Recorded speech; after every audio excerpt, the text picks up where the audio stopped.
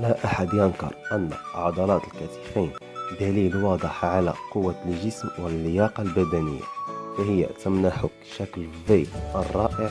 ولكن أغلب اللاعبين يعانون من ضعفها، إما لعوامل وراثية أو لعوامل سوء تغذية.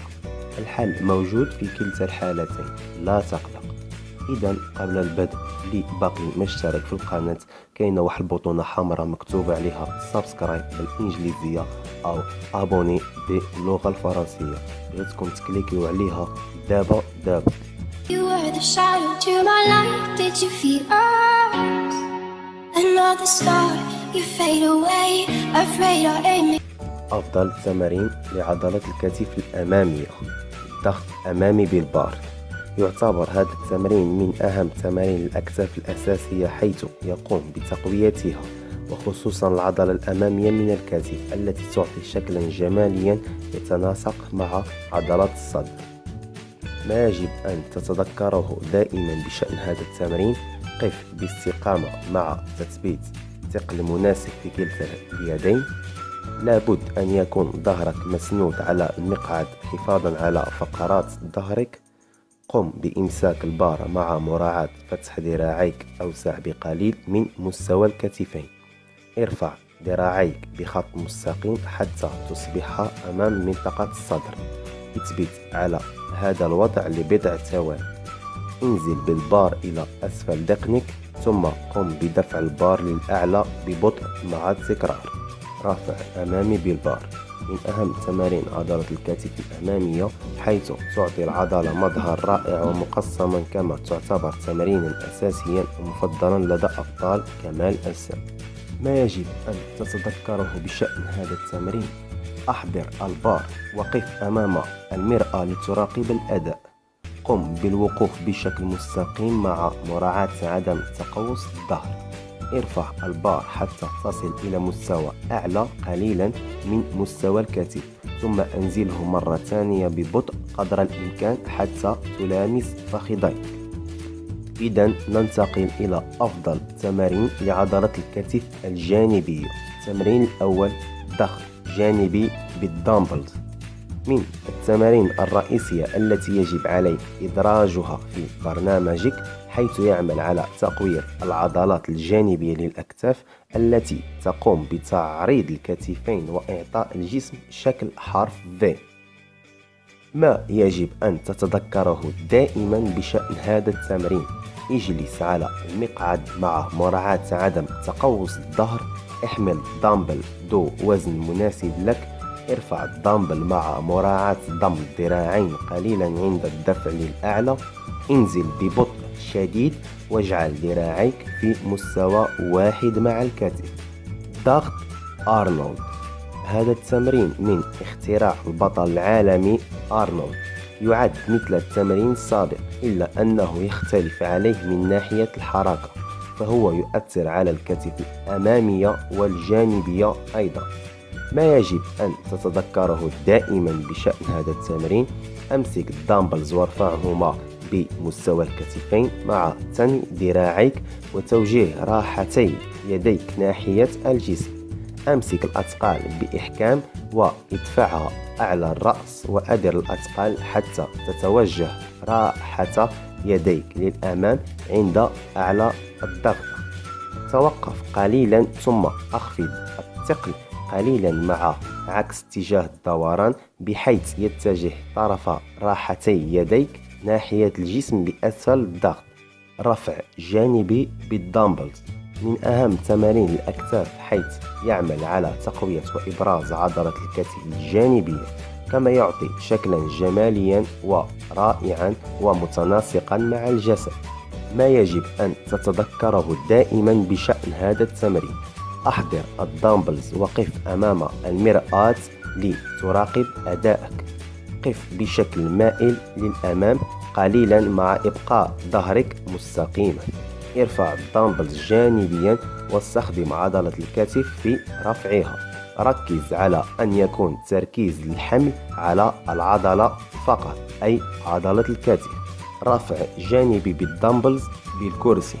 إذا كنت تعاني من أداء التمرين السابق فهذا التمرين أسهل منه لأنه يخفف الضغط على الظهر، كما أنه مفيد لتقوية الكتف الجانبية. ما يجب أن تتذكره دائما بشأن هذا التمرين: اجلس على الكرسي واحمل الدامبلز ذو وزن مناسب لك. ارفع الذراع اعتمادا على الكتف. ركز على الحركة السلبية من خلال الإبطاء قدر الإمكان عند النزول. رفع جانبي بالكيبل، تمرين مهم لإبراز عضلة الكتف الجانبية مثل التمرين السابق، إلا أنه أسهل قليلا باستعمال الكيبل، كما يمكنك القيام به وأنت جالس. ما يجب أن تتذكره بشأن هذا التمرين: ضع البكرة في الجزء السفلي من الآلة واختر وزنا مناسبا لك. ارفع الذراع للأعلى ببطء إلى غاية الوصول لمستوى الكتف. ركز مع الحركة السلبية بالنزول ببطء شديد. احرص على بقاء جسمك ثابتا والصدر نحو الخارج.